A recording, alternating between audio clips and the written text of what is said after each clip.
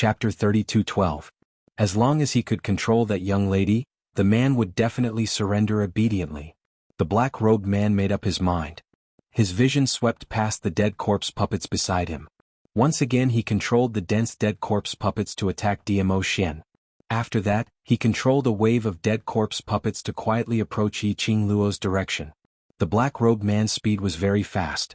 Under the cover of the dead corpse puppets, speedily nearing Yiqing Luo's back. The black-robed man's eyes were filled with viciousness.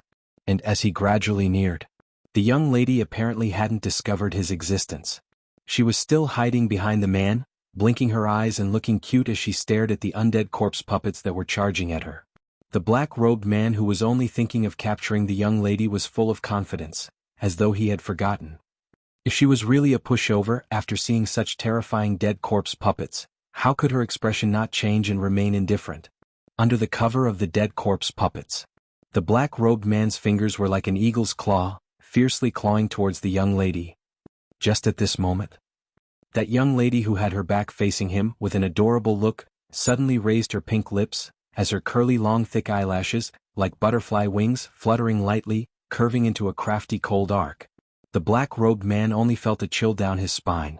His hand was pierced through by an icy cold sharp weapon. Immediately, a majestic profound energy, imposing manner, pressed down directly. Ah! The black-robed man cried out miserably. The dead corpse puppets which were blocking in front of him, were smashed into pieces under a ray of blazing profound energy. And he fell heavily onto the ground from the aftershock of the profound energy. Before he could react, one of the young lady's feet stepped heavily on his chest. You did it on purpose. The black-robed man spat out a mouthful of blood, trembling as he pointed at Yiqing Luo, his eyes wide open. Yiqing Luo closed the glower flame fan and pressed against her lower lip, smiling evilly. What did I do on purpose? Looking at Yiqing Luo's smirk, no matter how stupid the black-robed man was, he knew that he had been tricked. This lady was not as weak as she looked on the surface. The majestic profound energy released earlier was at least sky profound and above. Damn it. Since when did the lower realm have a profound practitioner at the sky profound realm? Just at this moment. Suddenly orderly footsteps sounded outside the stone door. The deep voice of the secluded darkness palace disciple rang out. What's going on? Didn't I say that you have to come out within the time it takes for an incense stick to burn? What are you still doing inside? The black-robed man's eyes lit up and he suddenly shouted, Men! Guards! The secret chamber has been invaded. The disciples of the secluded darkness palace stopped in their tracks and charged forward. There were only 6 disciples who came in. She saw Yen Mu curled up on the ground. The black-robed man was stepped on by a young girl. When the ground was filled with the severed limbs of the dead corpse puppets, their faces were filled with terror. Almost subconsciously, the few of them quickly retreated. You're already here and still want to run? Yiqing Luo laughed lightly, her long and narrow eyes flashed with brilliant lights. Her fingertips twitched. A few silver threads shot out from the glowing flame fan and blocked the feet of the secluded darkness palace disciples. However, after the black-robed man shouted that the secret chamber was invaded, 2 of the disciples went out to report the news. For a time, the disciples who stayed at the base rushed in this direction. In less than half an incense's time, Yiqing Luo and Dmo Xian were already surrounded by the disciples of the secluded darkness palace. Among these disciples, Yiqing Luo's vision was fixed at a spot behind the crowd. She saw a familiar figure. Black robe, black veil covering her face, petite figure. Chapter 32:13. Little Feng. Her base in secluded darkness palace? She indeed had another motive for being in Valley Wind City's safety zone. Yiqing Luo recalled the scene of Matron Wang grabbing her tightly, not allowing her to leave the safety zone not long ago. She probably listened to Little Feng's instructions to ask Matron Wang to keep her in the safety zone. Most likely, that Matron Yang was killed by Little Feng. Otherwise, Matron Yang wouldn't be so shocked and in disbelief before she died. Killing Matron Yang? Just to stop her from leaving the safety zone? What are you trying to do? Yiqing Luo's gaze was like a torch as she stared straight at Little Feng's figure. Little Feng ignored her. Under the black veil, that pair of scorching eyes was obviously staring at the person beside Yiqing Luo. Yiqing Luo glanced sideways as she looked at the calm man and then looked at Little Feng. She squinted her eyes slightly. No? Diamo Xian tightened his grip on her slender waist as his brows creased slightly as he replied calmly, "And she was actually someone whom Diamo Xian knew? Could it be?" She had sensed Little Feng's enmity from the first look. Was it because of Diamo Xian? A figure suddenly flashed past Yiqing Luo's mind. Feng Ling? Yiqing Luo's vision suddenly fell onto that black-robed lady as she stared at her without blinking. "You're Feng Ling?" The lady gave out a gentle laugh, faintly discernible as though it came from all directions. "I've been discovered by you." The lady's voice was no longer hoarse and sharp as before but had regained her crisp and clear voice. The lady slowly lifted the black veil on her face as she pulled open the black robe which covered her head. The lady's stunning looks were revealed in front of everyone's eyes. That elegant and gentle face was so beautiful that it made one's soul swoon. But as she looked around, her temperament was like a snow mountain white lotus, aloof and unattainable. This face, if it wasn't Feng Ling, who else could it be? Yiqing Luo's brows creased tightly as she stared vigilantly at the lady in front of her. "Feng Ling, you actually joined the secluded darkness palace." Feng Ling's lips curled as she smiled gently. That pair of affectionate beautiful eyes were still staring at Diamo Xian's face in a daze. She stared at his face almost greedily. "No, you didn't find me. It was Brother D." Feng Ling smiled, her eyes filled with joy. No matter what Little Ling disguises herself as, Big Brother D can recognize Little Ling at a glance. Little Ling is really happy. That undisguised naked gaze made Yiqing Luo's expression sunk slightly. In that instant, the hand on his waist tightened its grip. He pinched her waist gently with his large and broad palm. He seemed to be comforting her. A man's cold voice floated above her head. "Feng Ling, are you sure you want to join the Palace of Darkness?" Wind Chime's eyes were watery and she smiled beautifully. "To be able to return to Big Brother D's side, I can give up on everything. There is no longer any uncertainty. I'm already a member of Dark Abyss Palace. Nether Palace is the Imperial Palace's archenemy, so, Feng Ling, this is your own decision." Diamo Xian's voice did not have the slightest fluctuation of emotions. For him, he didn't care whether Feng Ling joined the Palace of Darkness or not. He wouldn't show any mercy because of this. Chapter 32:14. You can try and see if I will keep you in my heart. Diamo Xian's gaze was calm and indifferent. Feng Ling was stunned by his gaze for a moment. From Diamo Xian's gaze, she indeed didn't show any fluctuation in her emotions, as though when facing her, she was just a stranger. Feng Ling had an intuition. Even if Diamo Xian killed her, in his heart, there wouldn't be a place for her. If she couldn't leave a mark that belonged to herself in his heart, how could she bear to die? Feng Ling shuddered as she stared at Diamo Xian. "Brother D, do you really want to be so heartless?" "Heartless?" Diamo Xian's cold voice was chilly. "You and I have never had any feelings before, how could you say that I'm heartless?" Feng Ling staggered backwards a few steps. She stared at Diamo Xian's expressionless handsome face. Staring.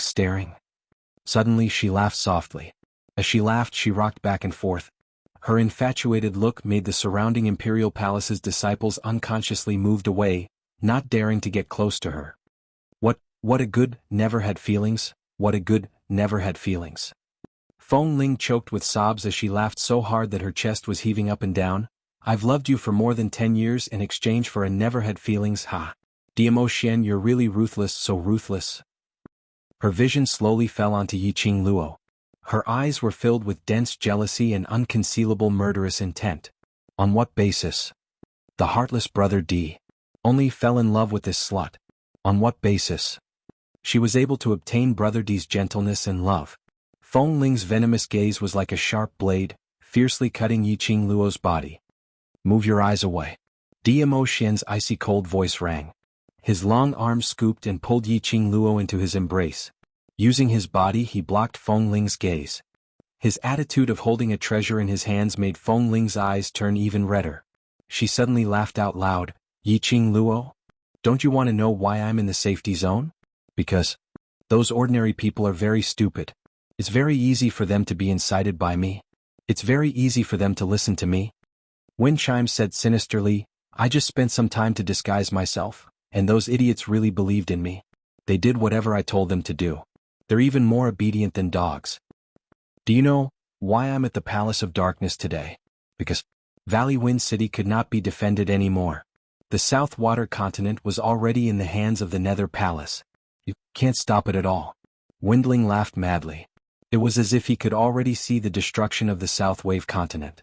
He saw the success of Abyss Palace.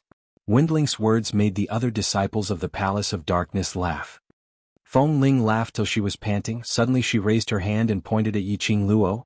Do you think that by infiltrating the base today you can change the fact that the South Continent is going to be destroyed? No, you're wrong. The Palace of Gloomy Darkness will never lose. Capture these 2 trespassers alive. If we manage to capture him alive, the Palace Master will definitely reward us. Feng Ling shouted loudly. Following that, the long whip lashed out, taking the initiative to attack Yiqing Luo. Abyss Palace's disciples exchanged glances. Following that, they also flocked over, looking at the Abyss Palace's disciples who were swarming over from all directions, as well as Feng Ling, who was the first to make a move, but finally stopped, disappearing into the crowd. Chapter 32:15. Are you sure? Destroying the base will not change the truth? The young lady's cold voice was like an echo reverberating in everyone's ears. Then why don't we try and see if we can change it? Following the young lady's last word, it was like a huge bell, pounding heavily on everyone's hearts. The young lady's figure suddenly flashed, turning into a red shadow. Swoosh, a sound of breaking air was heard.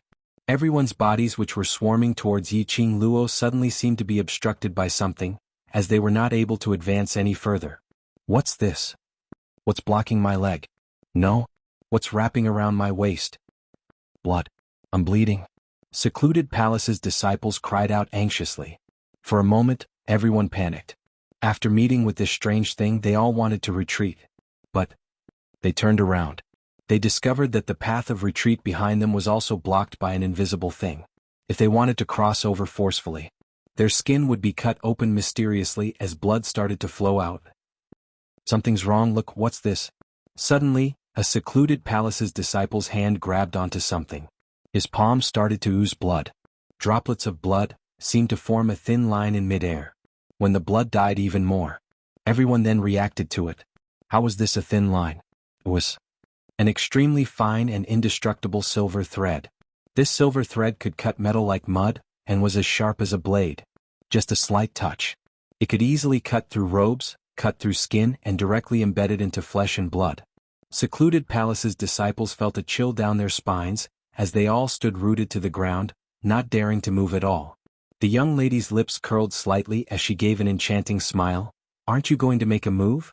Come, attack together, don't waste time, I still need to think of a way to blow up your base.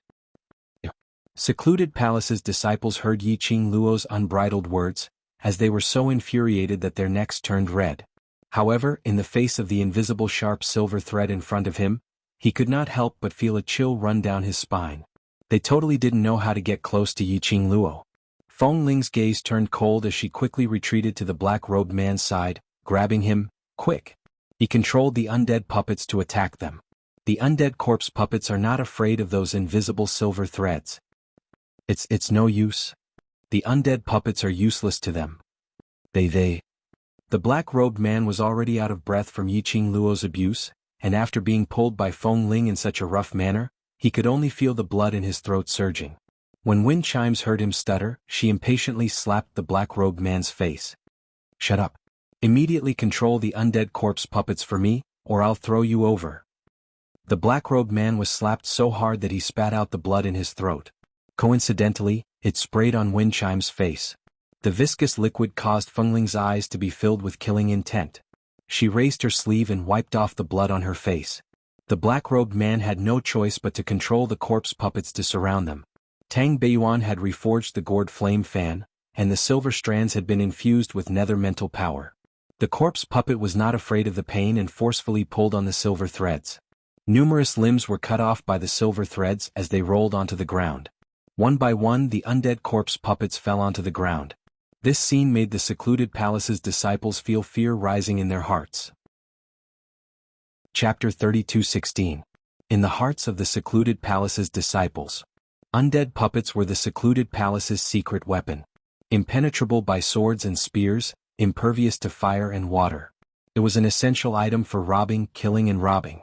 But the undead puppets actually were hooked by this invisible silver thread. and fell onto the ground unable to get up? Where was the promised impenetrable by swords and spears? Where was the promised immortality? Fairy tales were all lies? The secluded palace's disciples' hearts collapsed. When they were facing Yiqing Luo, they were subconsciously filled with fear. This fear. Their morale was greatly reduced. No matter how many people they had, they were bound to lose. Feng Ling hid behind the crowd as her features twisted. What are you guys in a daze for? Take the chance that the undead puppets are blocking those silver threads and attack. As long as we restrain the both of them, what's there to be afraid of? The secluded palace's disciples were not like those commoners in the safety zone. They could allow Feng Ling to criticize them by the side. The atmosphere was tense and no one was willing to die. A lady hiding behind the crowd was fine, but she was still shouting behind the crowd. Instantly, a few secluded palace's disciples grabbed Feng Ling's arm, not showing any tenderness towards the fairer sex as they pulled her to the front. Aren't you going to attack? Alright, I'll let you trash go first. In the face of life and death, beauty and whatnot were all fleeting clouds. Moreover, most of the disciples who joined the secluded palace were here for power. No matter how beautiful Feng Ling was, they would not show tenderness towards the fairer sex. Moreover, Feng Ling's heart belonged to Dmo Xian. She had been protected by the imperial palace's granny since young. Absolutely could not do it. That kind of action of using her beauty to ingratiate herself to the men. Usually, Feng Ling put on an aloof look, thinking that she was unreachable. This bunch of secluded palace's ordinary disciples were not fit to talk to her. Because of this, Feng Ling wasn't popular among the dark forces. Feng Ling was forcefully dragged to the front. Her feet stepped on the ground full of broken limbs. Her face was so twisted that it was almost hideous. Let go. Let go. Who dares to touch me? Do you know who I am? If anything happens to me, my granny will absolutely not let you off. Feng Ling struggled with all her might, trying to break free from those people's grip. But how could her power compare to that of the disciples of the Palace of Darkness? Just as Feng Ling was about to be pulled and hit Yiqing Luo's silver threads in the air, suddenly there was a loud explosion outside.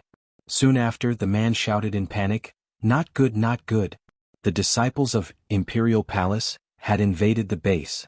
Quick, hurry up and let the undead corpse puppets block it." A disciple of the Imperial Palace. Why did he come at this time?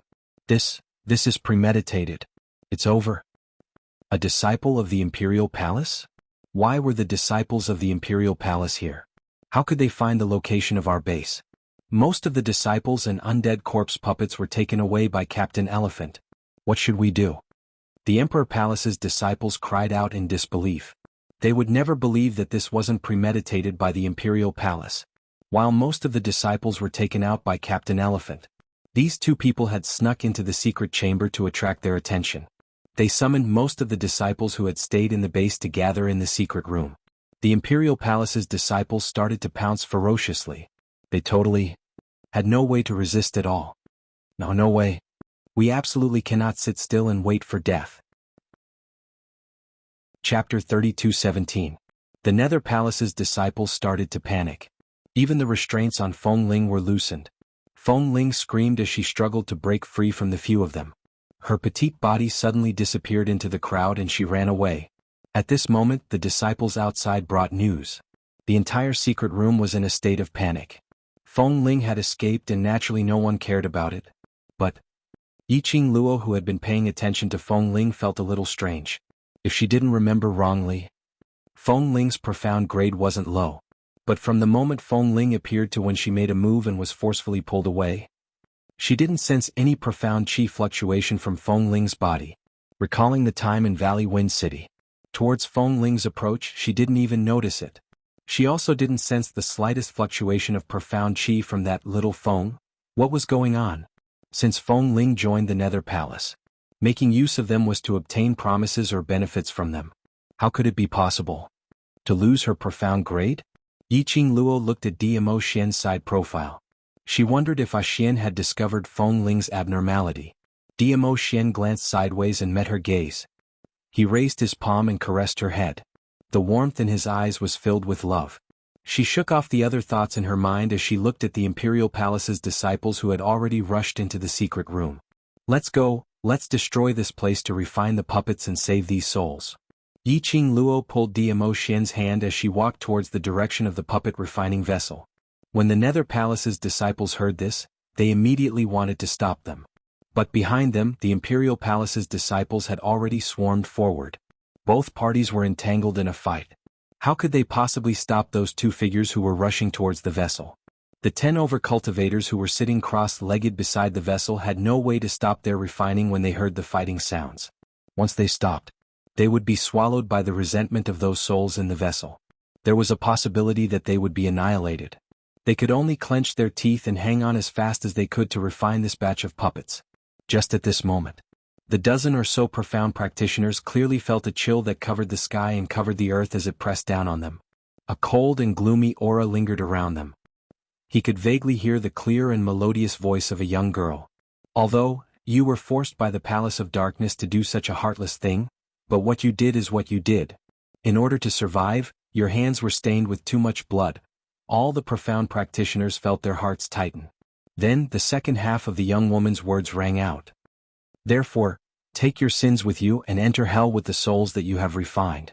You must atone for your sins. A few profound practitioners suddenly opened their eyes. What entered his eyes was a beautiful face that resembled that of a fairy from the ninth heaven who had descended to the mortal world. The young girl's eyes were cold and emotionless. Their eyes widened in shock. He was absent-minded. The resentment in the containers instantly corroded their internal organs. The profound practitioners convulsed in pain. The next moment, they felt as if their bodies were being burned by a raging fire. Even his soul was being torn apart. They realized that they had been thrown into a refining vessel. Together with the souls and resentment that were being refined, they burned in the raging fire. Rumble, the last sound they heard was a deafening explosion. Chapter 32:18. There was no turning back for the base of Dark Palace in the South Water Continent. At this time outside Valley Wind City, an extremely difficult battle was going on. Countless dead corpse puppets madly attacked the city gate. The disciples of Dark Palace, the soldiers in armor, and a group of people in the clothes of the Imperial Palace were facing each other with swords and swords, murderous intent soaring to the sky. Endless dark force soared to the sky. The war drums roared and smoke rose everywhere. Endless killing dyed this piece of land red. Xianxia sat on the back of a huge tiger-shaped magical beast, squinting his eyes and carefully watching the battle. He thought that today's quiet attack would definitely be able to take down Valley Wind City. Unexpectedly, the old guy in Valley Wind City had long been prepared. It was like he had long known that the Dark Palace would attack Valley Wind City at this time. This thought made Xianxia heart a little confused. He always felt that something was about to happen. However, the disciples of Dark Palace and more than 500 dead corpse puppets had already arrived at the battlefield outside Valley Wind City. It was impossible to turn around and leave now. Even if he wanted to. The Palace of Gloomy Darkness probably wouldn't agree either. So, Xianxia could only bite the bullet. However, he didn't expect that, in this Valley Wind City, not only the soldiers of the South Water Continent who were struggling at death's door, there were also the disciples from the Imperial Palace. Those disciples of the Imperial Palace had obviously been waiting on the side. When they made their move, they swarmed up. If it weren't for the obstruction of the disciples of the Imperial Palace, this battle would never have lasted until now. Xianxia's face darkened, staring at the disciples of Dark Palace who couldn't gain the upper hand at all. He became more and more anxious in his heart. Today's battle. The Dark Palace absolutely couldn't lose. Otherwise he couldn't explain to the people above. And it was very likely that he would lose his life because of this. In his ears there was still the deafening battle cry. There were people on both sides constantly falling down.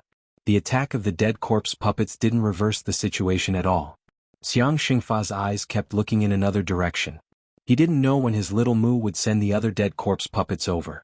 Captain Elephant, an old woman who claims to have been instructed by Lady Xiaofeng, wishes to see you.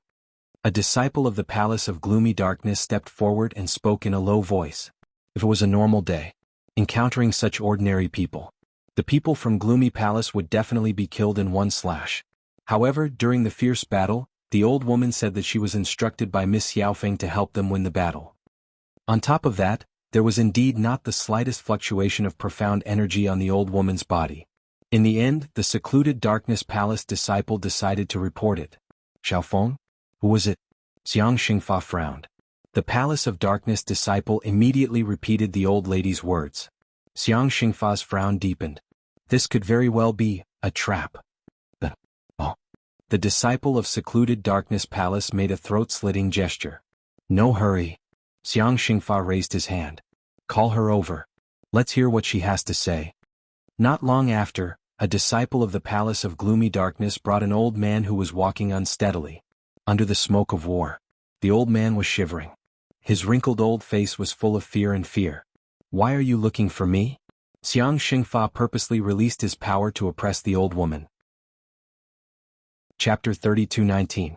We are the citizens of Valley Wind City. We can secretly help you to open the door at the back of the city, so that you can sneak into Valley Wind City and kill those soldiers. The old lady's words made Xianxia's eyes lit up. Is what you said true? Absolutely true. The old lady nodded her head vigorously. You are the citizens of Valley Wind City. Why do you want to help our Palace of Darkness? Xianxia asked suspiciously. The old lady's eyes flashed a sinister look. Today's Valley Wind City soldiers have been bewitched by that demoness called Yiqing Luo. In order to please that demoness, the soldiers have no intention to let us ordinary citizens live on. If we want to live, we can only think of a way ourselves. As she said that, she raised her head and looked at Xianxia with a hopeful look. Miss Xiaofeng said that as long as we are willing to help you take over the South Continent, you will protect our lives. Who is this Xiaofeng that you mentioned? Xianxia narrowed his eyes. The old lady was stunned. Miss Xiaofeng said that she is especially familiar with you. She even asked me to send her regards to young Master C. Xianxia's eyes sunk. Xiaofeng. Could it be Fengling?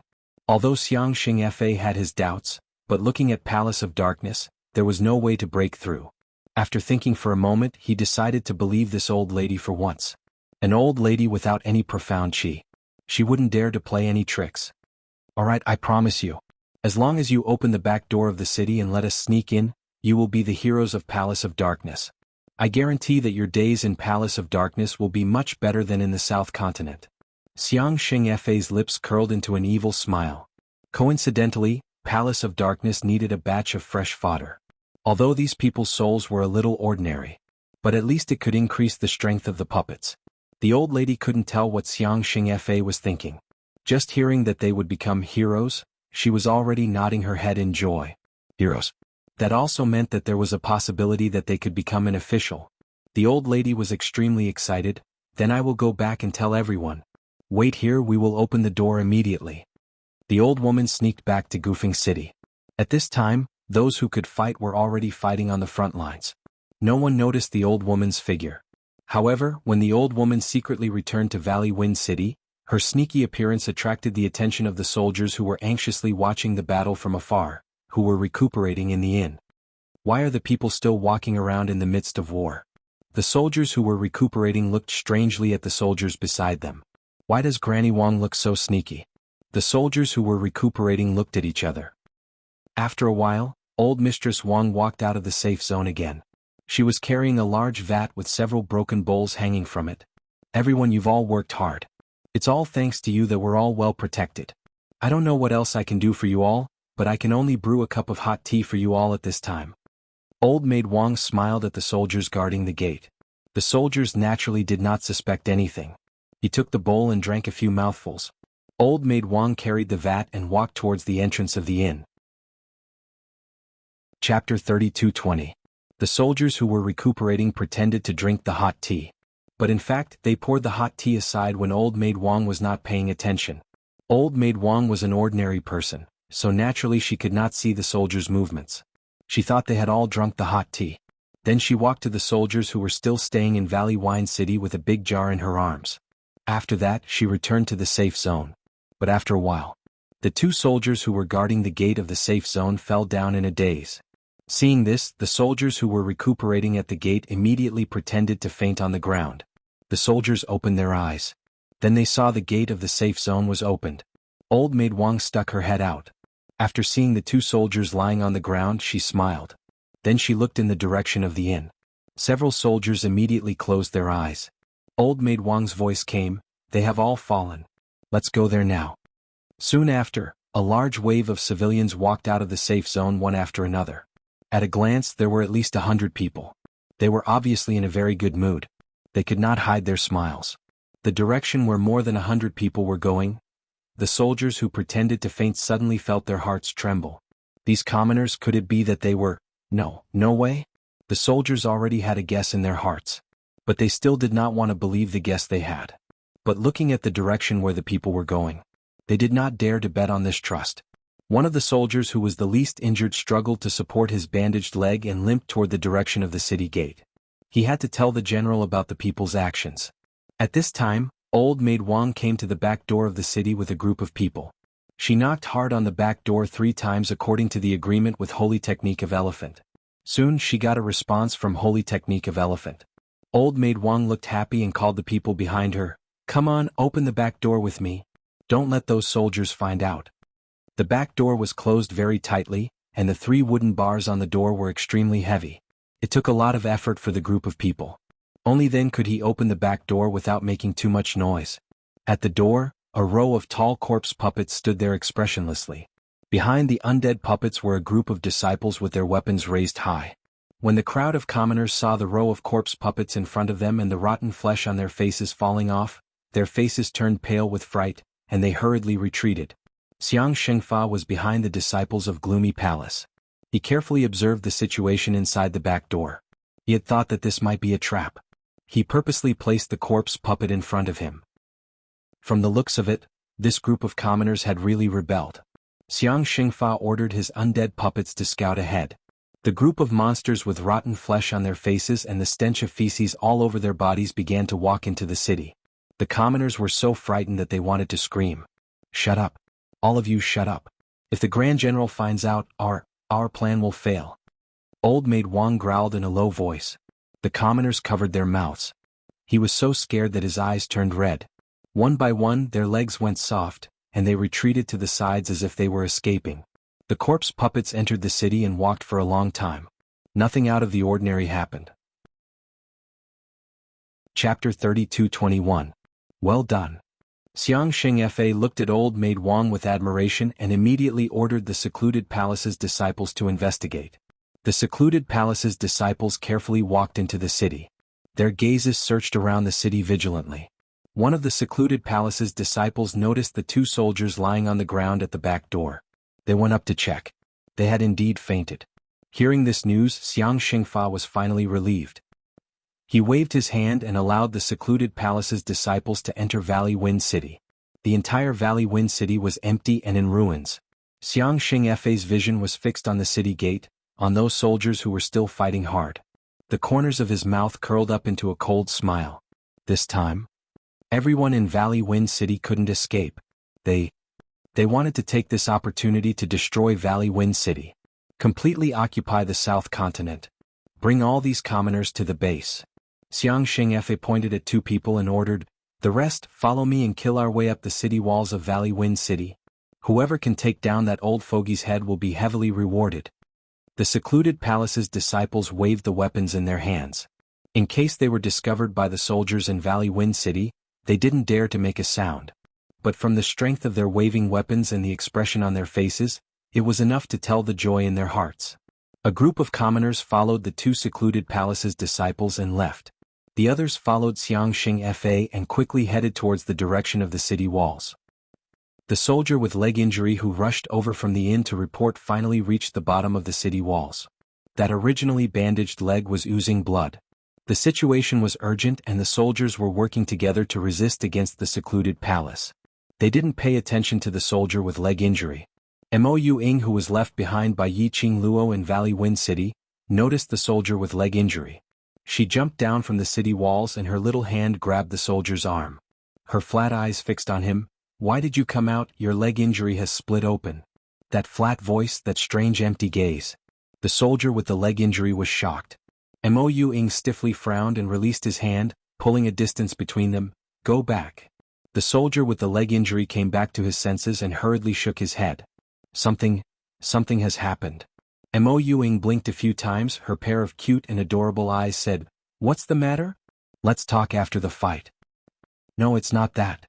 The soldier with the leg injury hurriedly recounted the scene he had seen with the people just now in a concise manner. Then he hurriedly said, "I suspect the citizens might want to open the back door of the city and let the people from the Palace of Darkness in." If that's the case, we're in a situation where we're attacked from both sides. It's very dangerous. That group of white-eyed wolves, they actually did this. Obviously, these words were said in anger, but when they came out of Mo Ying's mouth, they were actually words that did not have any fluctuations of emotion. Mo Ying frowned. Go back to the inn first, leave the rest to us. After saying that, her small body suddenly jumped. In the blink of an eye, the little girl, who looked like a pink dumpling, was already standing beside the general. The soldiers stared in the direction where the little girl had disappeared and stared blankly for a long time. Actually, that little girl didn't know how to express her thoughts with her facial expressions. No matter how one looked at her, she was a very cute, very adorable young lady. Mo Ying repeated the words of the injured soldier to the great general. When the general heard that, his face sunk. He immediately changed tactics and ordered the soldiers to defend the back door. But Chapter 32:22. Surround all the soldiers on the city wall. Xianxia's command was heard from behind. One by one, the undead corpse puppets rushed to the front at an extremely fast speed and surrounded the city walls. Fortunately, the soldier with the leg injury reported in time. Great General's command was timely. The moment the undead puppets rushed forward, the generals and soldiers were all fully prepared. But they weren't hurt by the undead puppets. Xianxia sat on the tiger beast's back as he squinted his eyes with a victorious posture. Old man, you still want to resist at this stage? He sneered. Pincer attack, even if you have the ability to transcend the heavens, you won't win this battle. The moment the great general saw Xianxia and the secluded palace's disciple appear, his face turned steely green. This meant that the soldier with the leg injury was right. That group of commoners whom they risked their lives to protect betrayed them. Betrayed the South Continent. For the secluded palace. For the bunch of secluded palace who destroyed their homeland, they opened the city's back door. His heart was filled with anger. Most of it was the guilt towards those brothers who had died for the commoners. If it was possible. If it was possible. He really didn't want to care about the armor that he was wearing, to serve the commoners. To kill those ingrates with his own hands. To comfort the souls of his brothers in heaven. Ah. Even the commoners are willing to rely on us, that shows how useless you are. They can't see any hope of survival from you. Old man, just surrender obediently. Xianxia looked at the great general's furious expression and that black as charcoal expression. He was feeling more and more delighted. Pfft. The great general spat fiercely as he stared solemnly at Xianxia. Don't even think about it. Since you want this city to be stained with blood, then I shall fulfill your wish. Xianxia sneered as he waved his hand. Pincer attack, attack. The great general's expression darkened as he swiftly ordered the soldiers to defend. This situation was really not friendly to the great general. Xianxia entered Valley Wind City. Their advantage instantly turned into a disadvantage. Under the pincer attack, even though they had the weapons which Yi Qing Luo left behind to fight against the undead puppets, that was already extremely taxing. Bright red blood stained the ground. It also dyed the armors of the soldiers red. The clothes of the imperial palace's disciples were dyed red. Gradually, the palace of gloomy darkness advantage increased. Xianxia was getting more and more smug. When little Mumu brings another batch of undead puppets, the South Tide continent will completely belong to Dark Nether Palace. And a bunch of undead puppets? When the great general heard this, his face turned ashen. If another batch of undead puppets came, they definitely wouldn't be able to defend it. Even with the help of the brave Emperor Palace's disciples. Perhaps Goofing City, it would be difficult for them to escape the fate of destruction. In his mind, the words of the young girl that the soldier had brought rang out again. The soldier's voice overlapped with the girl's. As long as you can defend Valley Wind City, I guarantee that the South Tide continent will return to its former peace. The general's eyes flickered, looking at the sky full of bloody light in front of him. The disciples of the Dark Palace and the corpse puppets had already charged over.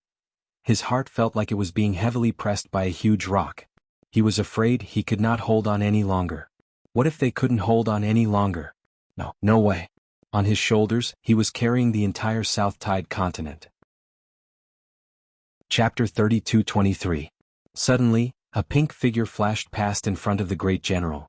The little girl who was dressed in pink dashed towards the direction of the elephant saint technique at an extremely fast speed. Miss Mo. The great general's expression congealed as he hurriedly shouted. This Mo Ying was the imperial madam's good sister. If anything happened to Miss Mo, how could the imperial madam let him off? Mo Ying didn't seem to hear the great general's shout. In a blink of an eye, she appeared in front of Xianxia. Xianxia only felt a gust of chilly wind. He flipped over and jumped up from the tiger beast's back. Bam! A pink furry ball hit nothing but air. However, that remnant might shook the fluctuations in the air, spreading out layer by layer like ripples. Xianxia was stunned by this power. He frowned slightly as he stared at the little girl who was rushing over. This girl, who was she? Why, how could there be such a strong power? Yiqing Luo, that wretched lass, why were there so many strange people around her? Dodged. Mo Ying's mechanical voice rang calmly. That voice was so stiff that there wasn't any emotion. Xianxia inexplicably felt his scalp go numb. Especially when he met the little girl's pair of empty beautiful eyes. The numbness on his scalp became more and more intense. Strange. It was too strange. Xianxia's intuition told him. He absolutely couldn't go against this little girl. This little girl was so strange that compared to Yiqing Luo, she was even scarier. But he didn't want to fight with Mo Ying. But Mo Ying had obviously set her sights on him. Xianxia had no choice but to fight back. Kill. Take this chance to exterminate the dead corpse puppets. The great general understood Mo Ying's meaning and immediately ordered those 10 over soldiers who were holding weapons to exterminate the dead corpse puppets. Without Xianxia's command, those dead corpse puppets only knew how to follow the previous command. It was much easier for the soldiers to kill them. Both sides were entangled in battle again. Mo Ying's attacks were getting fiercer and fiercer. She stared at Xianxia indifferently. Qing Luo said to capture the leader first. Stop struggling. If you anger me, the consequences will be severe. Elephant Saint technique swiftly evaded Mo Ying's 2 furry dumplings' attack as he unleashed his profound qi. Little girl, your ability is so strong, why are you willing to submit to Yiqing Luo? If you are willing to join the palace of gloomy darkness, I guarantee that you will definitely shine. He carefully stared at Mo Ying as he tried to brainwash her. This little girl seemed to be inexperienced. If they could persuade him to surrender, then he killed it in one move. That would be easy. But unexpectedly, the little girl in front of him did not show any jealousy or any other expression as he had expected. A pair of empty eyes, completely devoid of emotion. Don't shine, don't give off heat, just be clear. Her voice was still as stiff as ever. Her slender fingers hooked onto the fluffy ball of powder hanging in front of her chest and flew out. Xianxingfa's face darkened. Zhang Xian moved his palms and began his counterattack. Suddenly, his body seemed to be controlled by a strange force, unable to move. The next moment, his chest was heavily smashed by those 2 fluffy balls of powder. A big mouthful of blood spurted out from Xianxingfa's mouth. His body flew out and fell heavily onto the ground. The ground split open and he was embedded in the gravel. Xianxingfa was in so much pain that his face contorted. Chapter 32-24. At this moment, a gloomy voice suddenly appeared in Xianxingfa's mind. Trash, you can't even do such a small thing. What use do I have for you? The voice was so deep that it made people panic. The moment Xianxingfa heard the voice, his whole body stiffened. Even the pain in his body was thrown to the back of his mind. Palace master? He replied in a trembling voice in his mind. The gloomy voice continued, that woman called Mo Ying is not an ordinary person. Ordinary methods can't deal with her. Xianxingfa shuddered. Then what do you think I should do, Palace Lord? Trash. The gloomy voice sneered. Although it was ethereal, Xianxingfa could feel a chill spreading on his scalp. Mo Ying's soul is strange. I'll lend this to you. There was a ding sound. Something hit Xianxingfa's face. If the mission fails again, I'll refine all the people of the dark forces into dead puppets. Palace master. Xianxingfa's lips trembled. He grabbed the thing on his face and said in his mind, subordinate will obey palace master's order. Only the sound of the wind responded to him. The chill also gradually disappeared. Xianxingfa suddenly sat up from the ground. He looked around. He didn't find any trace of palace master. That voice, where did it come from? Palace master, is he here too? Xianxingfa grabbed the thing left by palace master. He endured the pain from Mo Ying's attack and raised his hand. He saw in his palm. He was holding a dagger in his hand. It was a pitch-black dagger with no other colors. It looked extremely strange. This dagger, what is it used for? Does Palace Master mean to use this dagger? To deal with Mo Ying? And Palace Master said, Mo Ying's soul is strange, what does that mean? Holding the dagger, Xianxia was thinking about Palace Master's words. Once again Mo Ying launched another attack. The cold wind made Xianxia's hair stand on end. His eyes widened. At the moment when Mo Ying attacked, his arm was being controlled by an invisible force. He suddenly raised his hand, ignoring Mo Ying's 2 balls of powder, and forcefully stabbed the dagger into Mo Ying's shoulder. Xianxia felt as if his internal organs were being crushed by the 2 balls of powder, and they were all broken. Waves of pain caused him to be unable to straighten his body. He was in great pain. He didn't see anything either. In front of him, the girl whose dagger had been stabbed by him suddenly froze on the spot. Mo Ying slowly lowered her head and expressionlessly looked at her shoulder, at the dagger with only the handle exposed. Her lifeless eyes flickered for a moment. It was very subtle, not obvious, and disappeared in a flash. The next moment, as if she had lost all her strength, her petite body fell limply to the ground. Miss Mo. The great general noticed Mo Ying's situation and immediately killed the Palace of Darkness disciple in front of him and rushed over. General, don't go over. Miss Mo, look at her. A soldier's voice was full of fear as he stopped the great general. When the great general got closer, he noticed Mo Ying had fallen to the ground. Her petite body was actually enveloped by a black aura. Her petite body was faintly discernible within the black aura. Chapter 32-25. What's going on? What happened to Miss Mo? Miss Mo wouldn't she be assimilated by the Palace of Darkness? The soldier said with a trembling voice. The general's face darkened. This black chi was indeed strange. However, it felt different from the cold black chi released by the Palace of Darkness. But he couldn't be sure. The black chi on Mo Ying had nothing to do with the Palace of Darkness. The general stood still and pondered for a long time. In the end he walked towards Mo Ying. This was the friend of the emperor's wife. How could he watch coldly and let the friend of the emperor's wife perish on her own? The general was about to approach Mo Ying and help her up. Then he heard the dull voice coming from the black chi, "Get out of the way, don't worry about me." The voice was as indifferent as ever. But he could hear it. Her aura was much weaker. Miss Mo. The general said worriedly, frowning tightly, "I'll send you to a safe place to rest first. You can't have an accident. Defend Valley Wind City," Mo Ying said word by word in a rigid tone. After the voice fell, her petite body trembled and curled up again. It seemed that there was a painful feeling spreading in her body. The black chi that enveloped her was getting thicker and thicker. General. Not good. Another group of undead puppets and disciples of the Palace of Darkness are coming from the Palace of Darkness. Suddenly, the shouts of the soldiers came from not far away. The general was startled and turned to look at the soldiers in shock. The soldiers were also full of fear. "General, what should we do? Now we are already at a disadvantage. Another group of undead puppets and disciples of the Palace of Darkness are coming. We can't hold on." Not far away, after hearing the shouts of the soldiers, Xianxia, whose internal organs had been broken by Mo Ying's powder ball, heard the shouts of the soldiers. He couldn't help but be ecstatic. It must be his little Moo. It must be his little Moo coming. Battle cries rang out as they charged forward. Another group of undead puppets and disciples of the Palace of Darkness joined in. The pressure on the soldiers of Valley Wind City was even greater. The general was forced to pick up his weapon and deal with the enemy in front of him first. Little by little, the soldiers of Valley Wind City retreated more and more, and the range became smaller and smaller. Finally, the soldiers of Valley Wind City and the disciples of the Imperial Palace could only stay near the Valley Wind City wall. He was surrounded by the pincer attack from the Palace of Darkness. The great general and the first-rate soldiers kept retreating while protecting Mo Ying within the range of their protection. "Great general, what should we do?" The soldiers nervously stared at the undead corpse puppets around them and asked in a low voice. The general gripped his spear tightly. "Delay. Wait until Madame D and the others return." But, there was simply no way to drag this out. The current situation. The only option was to abandon the city and flee.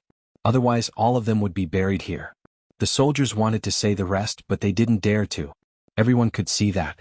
There was no way the great general would choose to abandon the city and flee. The atmosphere was extremely tense. The corpses of the Netherworld Palace slowly closed the encirclement. Cough, cough, cough. Xianxia coughed and panted heavily. He reached out to the disciples of Gloomy Palace and said, You're here to save my captain, right? Quick, carry me back. Chapter 32:26. Little Mumu. Where's little Mumu? Xianxia was startled and immediately shouted. A pair of malicious eyes glared at the disciples of the Palace of Darkness who bypassed him and rushed to the city wall. Little Mumu? Suddenly a charming voice was heard. Immediately, a fragrant wind wafted through the air. A beautiful figure walked gracefully past the surrounding disciples of the Palace of Darkness and slowly walked over. The woman covered her bright red lips and giggled, What a pity your little Mumu is not here yet. When Xianxia's gaze landed on the concubine's figure, his pupils suddenly widened. There seemed to be something stuck in his neck. Die. Dai, it's you. The person who came was one of the 4 great saint techniques of the dark forces, the only woman butterfly saint technique. The butterfly saint technique smiled flirtatiously. Xiang, it's really not easy to see you half dead. Dai, save me. Xianxia's lips were trembling violently. Butterfly saint technique's smile was even more flirtatious. But in her eyes, there was a flash of resentment. She chuckled softly. Save you? In the beginning, when you pushed me into the refining vessel of the corpse puppet for Si Yenmu, did you ever think of saving me? Xianxia's face turned pale. I just made a mistake, it wasn't my intention. It wasn't my intention? Butterfly saint technique's smile was even more charming. Then I'm not willing to save you now and I want you to die here, it's also not my intention. Dai, you can't do this. Xianxia moved his hands in a panic. We are all working for the Palace of Darkness. Palace Master appeared just now. If I die, you won't be able to explain it to Palace Master, right? It's a pity? Butterfly Saint Technique bent down and looked down at Xianxia. It was Palace Master who asked me to come here because Palace Master doesn't trust your ability at all, you useless thing. After saying that, she lifted her foot and ruthlessly stomped on Xianxia's chest. Don't worry, I won't let you be lonely. After you die, I will immediately send your beloved Si Yenmu to accompany you. The butterfly Saint Law's eyes burned with hatred. She concentrated her dark force on her feet and exerted force. Her foot pierced through the heart of the sacred elephant. The great general and the others watched as the two from the Palace of Gloom suddenly killed each other. The elephant Holy Technique, who had been clamoring to take over their Valley Wind City, died in the hands of the Palace of Darkness just like that. The soldiers looked at the sacred butterfly technique with even more fear. This woman was even scarier than Elephant Saint Dharma. After the butterfly saint technique dealt with the elephant saint technique, she wasn't in a hurry to attack the soldiers. Her graceful figure slowly walked towards Mo Ying, who was shrouded in black qi. She bent down and pulled out the black dagger that was stuck in Mo Ying's shoulder. Mo Ying groaned in pain. You're the little guy that the palace master wants? The butterfly saint technique indifferently glanced at the dagger in her hand, then slowly shifted her gaze to Mo Ying. You stay away from Miss Mo. What do you want to do to Miss Mo? The great general and the soldiers wanted to rush forward, but were stopped by the disciples of the Palace of Darkness in the front row. Chapter 32:27. How dare you? The great general's eyes widened as he bellowed furiously, Miss Mo is a good friend of the Imperial Palace's mistress. If you touch Miss Mo, the Overlord will not let you off. Butterfly Saint Technique's smile was incomparably gorgeous. Great General, I'm afraid you still don't know about the grudge between us and that little slut Yiqing Luo. If you didn't mention her, I could still be a little gentler, but you... The next moment, Butterfly Saint Technique's expression turned gloomy and her tone was filled with viciousness. If you want to blame yourself for being that little bastard's friend. Butterfly Saint Technique's fingers suddenly clenched tightly. That jet-black dagger seemed to be shrouded in a layer of black light. Her eyes were filled with malice as she suddenly stabbed towards Mo Ying's body. Mo Ying, who was shrouded in black qi, was unable to move. But her consciousness was very clear. She tried her best to adjust the profound energy in her body, trying to avoid that dagger which was heading towards her. But, no matter how much she tried to concentrate, the profound energy in her body was like a plate of loose sand floating in her body. Indistinctly, there seemed to be something tearing her body. No. It wasn't her body that was tearing. It was soul. She could clearly feel it. Her soul was slowly peeling away from her body. Mo Ying panted. His usually emotionless face now revealed a pained expression. It had been a long time since she felt pain. Looks like This black dagger was deliberately targeted at her. Mo Ying shut her eyes tightly.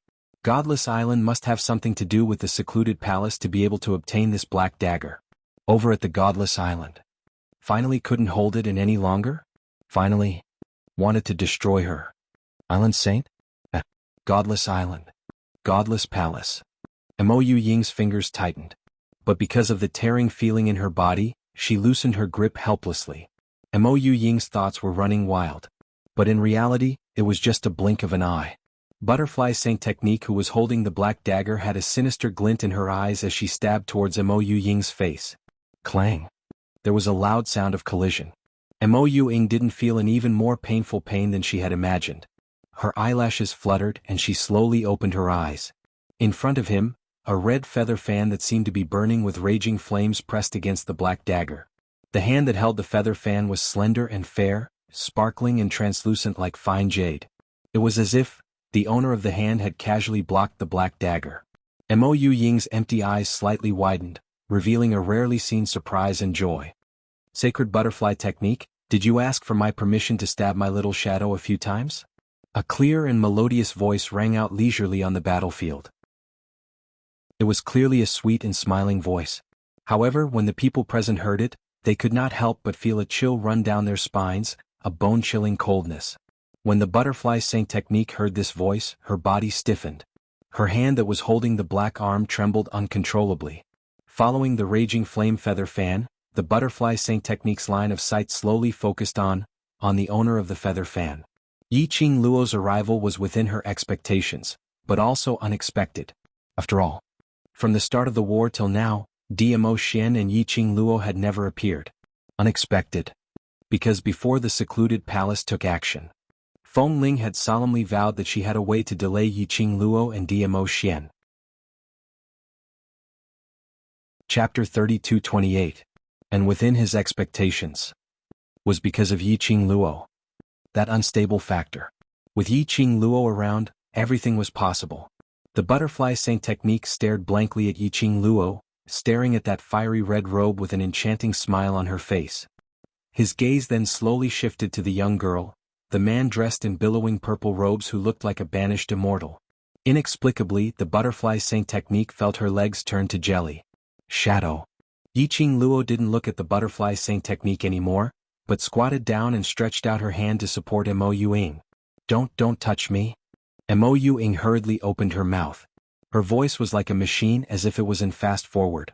As soon as she finished speaking, her eyebrows knitted tightly together. Looking at Mo Ying's painful expression, how could Yiqing Luo's hand stop? Don't talk anymore, I'm here, everything is fine now. Yiqing Luo's hand stretched out towards Mo Ying. Don't know.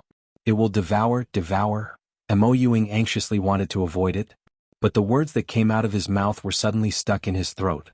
Because Yiqing Luo's hand passed through the black qi on her body and touched her body. The soft little hands caused Mo Ying's delicate body to tremble.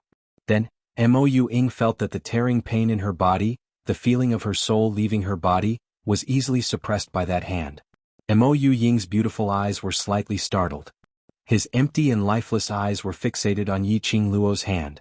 That hand seemed to have the ability to purify. It purified all the black aura around her. Her petite body was hugged by the girl's slender arms that gave her a sense of security. It's all right now, with me around, no one can hurt you. Yiqing Luo's voice was light, but it was filled with warmth that made one feel at ease.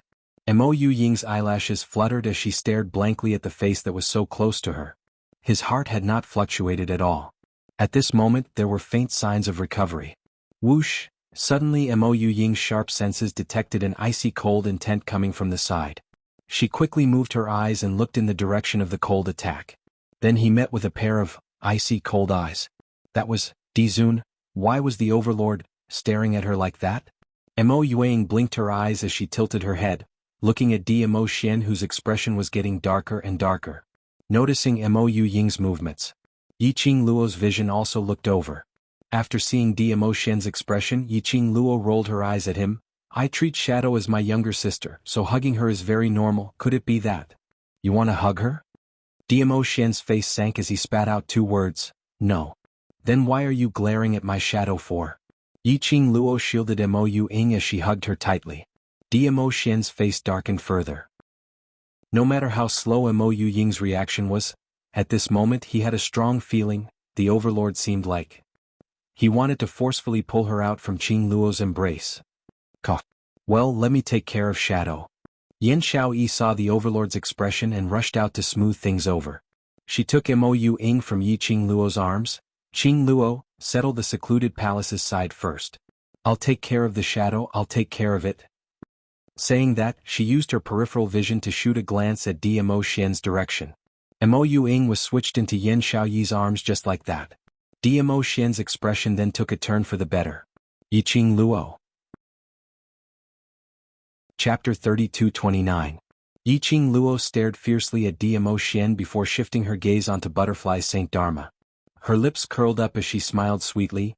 Butterfly Saint Dharma seems to be very shocked to see me? Butterfly Saint Dharma stared at Yi Qing Luo as her heart started to feel uneasy. It had only been a few months since she last met Yi Qing Luo. Yi Qing Luo's aura as compared to before, was much more oppressive.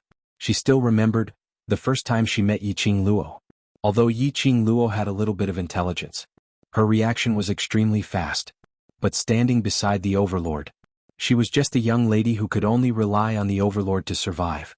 She even felt that she could totally kill Yi Qing Luo easily. But, just a few short months, Yi Qing Luo had already grown to, standing beside the overlord, it would not cover up her radiance. As though only she had the right to stand beside the overlord. Butterfly Saint Dharma's heart trembled fiercely. Yi Qing Luo's growth, even she when facing Yi Qing Luo wanted to give way to avoid Yi Qing Luo's sharpness. I'm also quite shocked to see you. Yi Qing Luo continued to smile as she spoke. She didn't feel awkward because Butterfly Saint Dharma didn't reply her. She smiled sweetly. Shouldn't the mission of invading South Continent be Butterfly Saint Dharma? Butterfly Saint Dharma took a deep breath as she clenched her fists, pretending to be calm.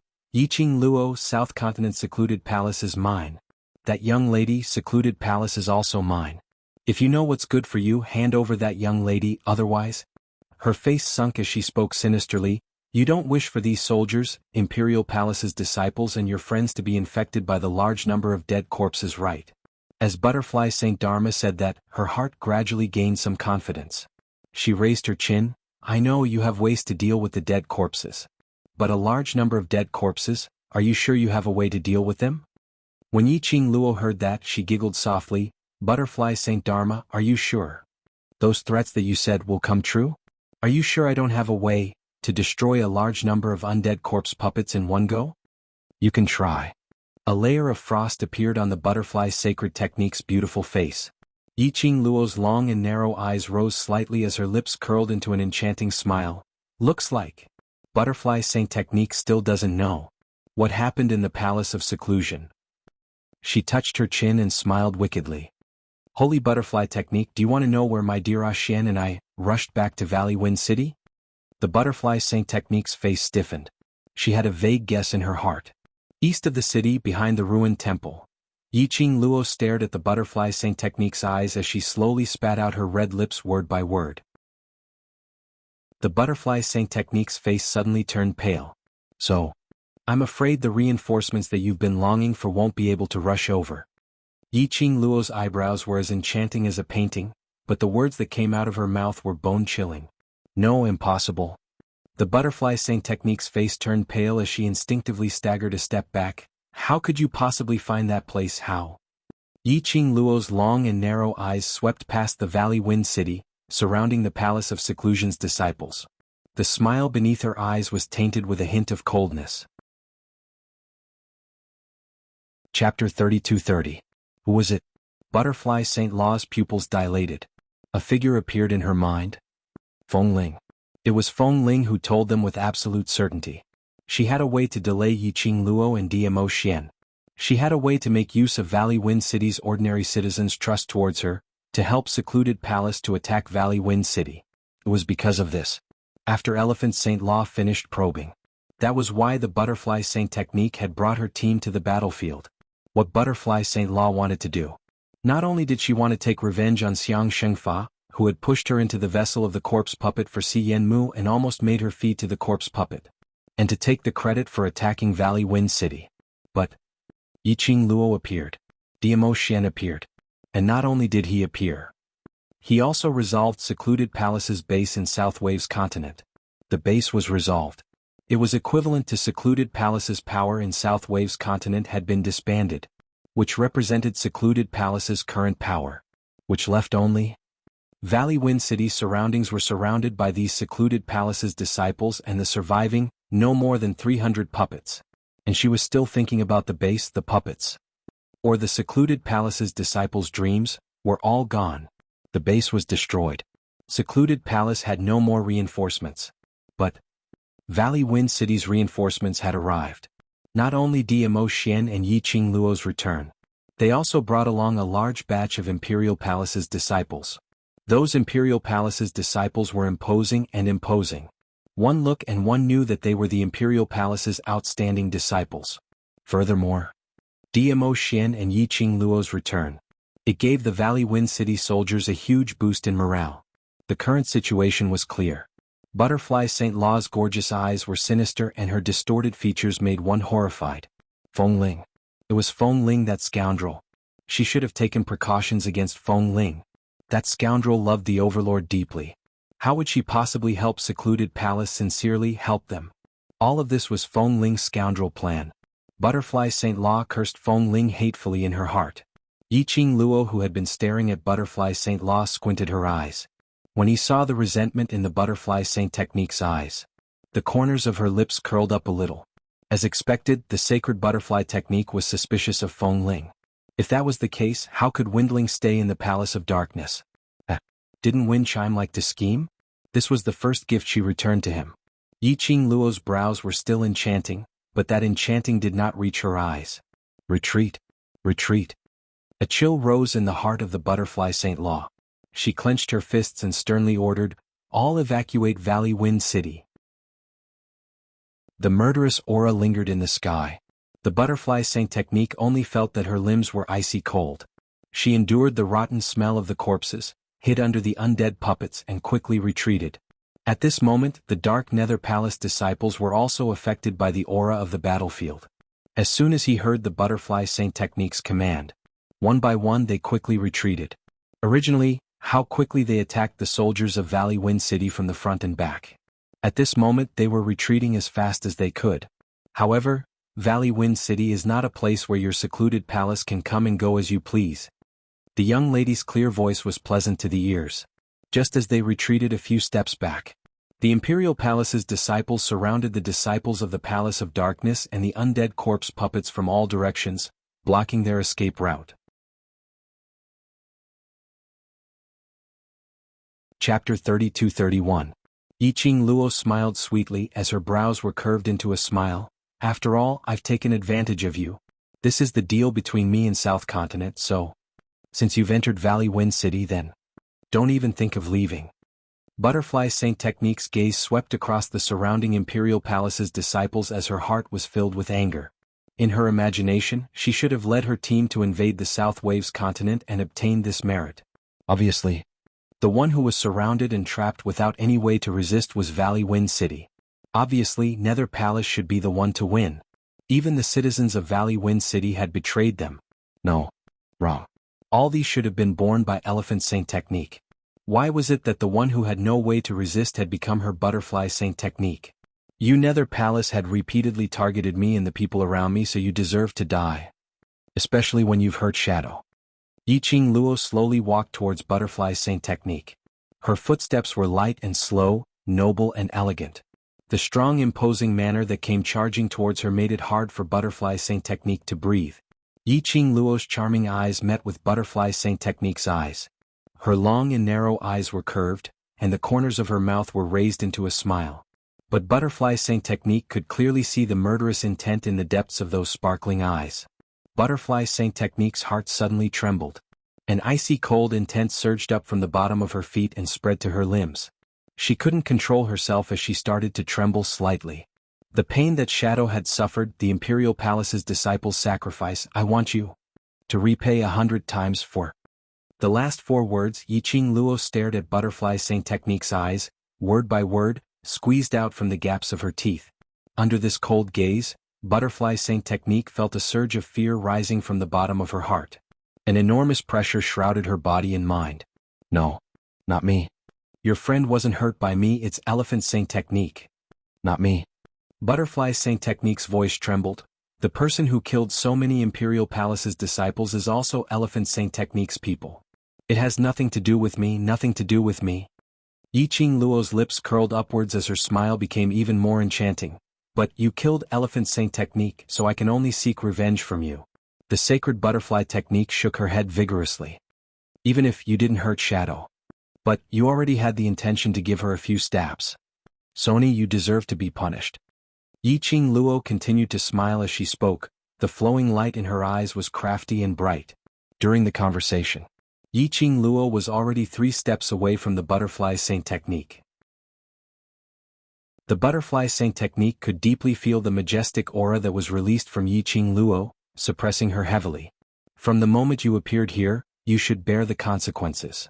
Yiqing Luo's lips curled into a teasing smile. The Butterfly Sacred Technique's eyes widened. Under this extreme fear, the Butterfly Saint Technique was like a broken jar, as she raised her palm and slammed it down towards Yiqing Luo's chest. Whoosh! This palm strike landed on thin air. The Sacred Butterfly Technique's palm fiercely slapped the air. The aftershock of the strong, profound energy caused a few more cracks to appear on the ground. The Butterfly Sacred Technique's face paled and she looked around nervously. She was afraid that the red figure would suddenly appear beside her. However, no matter how vigilant she wasn't able to see any remnant shadow of Yiqing Luo. Even when Yiqing Luo appeared beside her, she didn't notice it at all. Until Yiqing Luo's silvery bell-like laughter was heard by her ear. The Butterfly Saint Technique was then alarmed as she swiftly retreated to one side. Ah! This retreat. Chapter 32-32. Butterfly Saint Dharma was in so much pain that her entire body turned stiff. The robe on her chest was stained with blood. She turned her head sideways and discovered that the young lady who was laughing beside her earlier had unknowingly appeared behind her. The young lady's eyes were enchanting, her pink lips had a slight smile and her face was innocent and pure. But the action of her hands was totally incompatible with her expression. The young lady's hand moved slowly. Butterfly Saint Dharma felt that the wound on her back was as though it was cut open by a sharp weapon. Oh! Suddenly the sharp blade was pulled away from her back. Fresh blood spurted out. She lost the strength to support herself. Butterfly Saint Dharma's body fell heavily onto the ground. A distorted face, so painful that her facial features could not be seen. Yiqing Luo shook the blood-stained dagger in her hand lightly. Yiqing Luo bent over and looked down at Butterfly Saint Dharma. This is the pain that the shadow is suffering, there are still 99 more stabs. Butterfly Saint Dharma was in so much pain that she almost fainted. But her consciousness was still clear. She could clearly feel the feeling of the sharp blade piercing through the flesh and bones. She could even hear the sound of the sharp blade entering the flesh and bones. 99 stabs, payback 100 times? Did Yiqing Luo really want to stab her 100 times? Don't worry, within these 100 stabs, I will not let you die. Yiqing Luo kindly smiled. You should believe in my medical skills. Butterfly Saint Dharma's face was ashen. It would be better to just let her die. Yiqing Luo was still smiling, but the expression on her face turned solemn. Soldiers of Valley Wind City, Imperial Palace's disciples, the team leader who invaded southern continent has been captured. Next, it's your battlefield. Her voice was clear and ethereal, following the wind, resounding through every corner of the battlefield. The soldiers were burning with fighting intent. The battlefield clashing and killing once again. But this time round, the situation had completely reversed. Secluded Palace's disciples, dead corpses and puppets were almost defeated. Grand General, please lock up this team leader. Later on I will take revenge. For the remaining 99 stabs. Yiqing Luo looked at the Grand General and smiled. The reversal of the situation made the usually dignified Grand General's eyes redden. He solemnly looked at Yiqing Luo as he clenched his fist tightly, replying in a sonorous and forceful voice, Imperial Madam, leave it to me. I'll definitely look after her for you. Yiqing Luo smiled without saying a word. As the general held the Butterfly Saint Technique with one hand and walked towards the inn, the Butterfly Sacred Law could clearly hear the young girl behind her. She said to the man beside her in a light tone, the people of Palace of Gloomy Darkness are really stupid. They really think they can rely on wind chime to make the people betray them and let them conquer the South Waves continent. Are they questioning your attractiveness? The young woman smiled and continued, it's all thanks to Feng Ling that we were able to take care of the Palace of Darkness base and successfully take back the South Water continent. The next time we meet, I'll have to thank her properly. Wind chimes, wind chimes. The butterfly saint technique roared this name in her heart. The great general carried the butterfly saint technique into the inn. Yiqing Luo then stopped her voice. Diamo Shen's eyes drooped as he gazed at the young lady who was hugging his arm as his lips curled up slightly. What are you scheming now? I'm returning wind chimes' gift. Yiqing Luo's eyes curved as her slender fingers poked Diamo Shen's chest fiercely. Why feeling heartache? Diamo Shen's large palm wrapped around her fingers as his voice was calm but gentle. Yeah, heartache. Yiqing Luo's smile faded as her hand started to struggle. What a great Diamo Shen. You dare to feel heartache for another woman? Chapter 32-33. What's your heartache for? Yiqing Luo raised her brows as she crossed her arms and looked at Yiqing Luo. As though to express, I'll just quietly watch you continue to weave, see what kind of flowers you can weave. Diamo Shen's expression didn't change as he held up one of her hands, his thin lips curled into an intoxicating smile. Naturally, my heartache for you to spend so much effort just to return the gift. What a fellow, he actually wanted to use the beauty trap to seduce her. Did he really think that she, Yiqing Luo, was immune to his beauty? Yiqing Luo snorted as she arrogantly raised her chin. To deal with these two scums, why do I need to waste my brain? But I'll accept your heartache. Saying that, her slender fair fingers lifted Diamo Shen's chin as she tiptoed and pulled his body downwards, pressing her lips against his.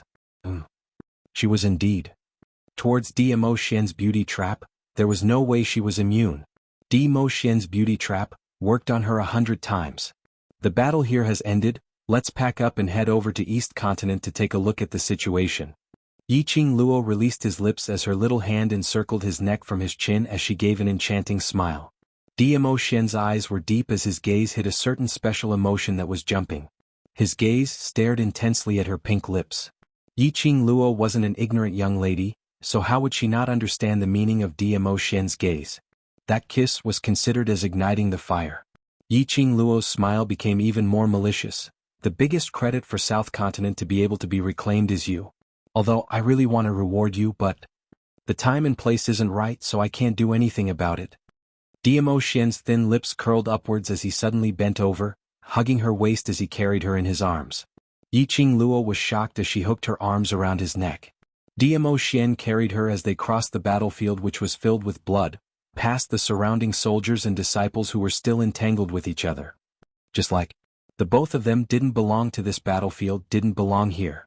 And the surrounding people who were entangled with each other also completely didn't dare to go near them.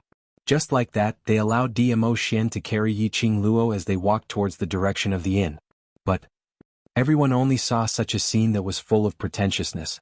But Yiqing Luo was nestled in Diamo Shen's arms with her face flushed red. There were several times when she gritted her teeth and wanted to punch his chest with her fist. She really wanted to grab Diamo Shen's lapel and tell him those onlookers who thought that the scene of the overlord carrying her away from the battlefield was very cool, all of you have been deceived by him. She was deceived by his invisible aura of pretentiousness. What do you mean by acting cool? He was AF * King Bully, okay? At the same time, Diamo Shen carried her up. Then he softly whispered something into her ear. If there's no problem with the time and place, are you at my disposal? That voice had a deliberately seductive magnetism. The teasing Yiqing Luo almost couldn't control herself. My boyfriend is too much of a beast. He wants to push me down all the time. What should I do? I'm waiting online, it's urgent. There was no suspense in this war. Secluded Palace's disciples were all captured. The corpses and puppets were all killed by the Imperial Palace's disciples, Devil Class and other youngsters. The soldiers used those special weapons to kill all of them. Whereas after the battle in Valley Wind City ended, under Yiqing Luo's reminder, the Grand General. Chapter 32-34. In less than 3 days, the Southern Wave Continent returned to its former tranquility. All over the South Billow Continent, the people who were still alive walked out of the darkness and saw the sun again. This was because the monarch of the South Waves Continent had fled the South Waves Continent before the Nether Palace had conquered the South Waves Continent. This caused countless noble clans to look down on the Southern Wave Continent's royal family and insult them. Therefore, the sect master of the Gu Feng sect, Gu Ming, temporarily took over the responsibilities of the imperial family and reorganized the Southern Water Continent. Gu Ming was in this battle. In the South Billow Continent, it was deeply rooted in the hearts of the people. He would take charge of the overall situation. No one disagreed. Things were settled just like that. They gathered in the afternoon 3 days later. Yiqing Luo and the others were already prepared to leave South Tide Continent. The general hurried over, his face full of guilt. Lord Overlord, Madam Emperor? Oh no, Darkness Palace. Darkness Palace's team leader, she, the great general who was always dignified and straightforward, was now stuttering and unable to form a complete sentence. She ran away, right? Yiqing Luo smiled as she said what the great general didn't finish his sentence. The general was startled and immediately lowered his head in guilt. I'm sorry. It's my fault. He pursed his lips tightly as he suddenly knelt down towards Yiqing Luo. May Madam punish me? No need. Yiqing Luo waved her hand as she helped him up. So be it. But this is a captive that Madame D worked hard to capture. The general clenched his fists. The captives he had been guarding had escaped from him. To him this was a fatal blow. Not only had he let down Yiqing Luo's trust, he would also feel sorry for his armor. Moreover, he had let down his duty as the great general. It's all right. You don't have to feel guilty. Yiqing Luo smiled warmly at the Grand General. If I don't want her to leave Valley Wind City, do you think she can escape? The general's pupils dilated little by little. The meaning of these words was, did the Emperor Madam let the leader of the Palace of Darkness go on purpose? Yiqing Luo's eyes were filled with smiles as she nodded calmly. What? The general could not understand. Yiqing Luo's pink lips rose as she gave a crafty smile. She's already a dying person. How can we let her die so easily? Naturally, it's to make her do something valuable before she dies. Looking at Yiqing Luo's confident and flamboyant, smiling face, the anxiety in the great general's heart gradually calmed down. Looks like everything was under the lady's control. It was no wonder that after the leader of the team from Abyss Palace was locked up, the Lady Monarch didn't say anything about the interrogation of the leader of the Palace of Darkness team or the results. He just locked up the team leader of the Dark Nether Palace here. Just so that the leader of the Palace of Gloomy Darkness could escape from Valley Wind City? However, the general did not understand what the lady meant by final value. But he trusted the Imperial Lady. As long as D. Foreign decided. There was absolutely no deviation. South Continent's matter has been settled and Palace of Darkness has suffered a heavy loss. I've left a batch of weapons to deal with the undead puppets for you. Palace of Darkness.